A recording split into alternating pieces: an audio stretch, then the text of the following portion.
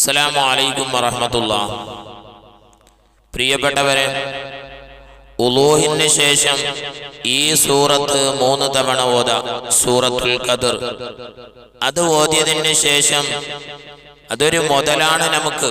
അല്ലാഹു തആല തൗഫീഖ് നൽകി അനുഗ്രഹിക്കട്ടെ. എന്നിട്ട് ഈ ദുആ, അല്ലാഹുമ്മ ഗ്ഫിർ ലി ദംബി വവസ്സി ലി ഫീ ദാരി വബാരിക് ലി ഫീ റിസ്ഖി. അല്ലാഹുമ്മ ഗ്ഫിർ ലി ദംബി, അല്ലാഹുവേ എൻ്റെ ദോഷം എനിക്ക് നീ പുറത്തു തരണേ അല്ലാഹ്. വവസ്സി ലി ഫീ ദാരി, എൻ്റെ വീട് വിശാലമാക്കി തരണേ അല്ലാഹ്.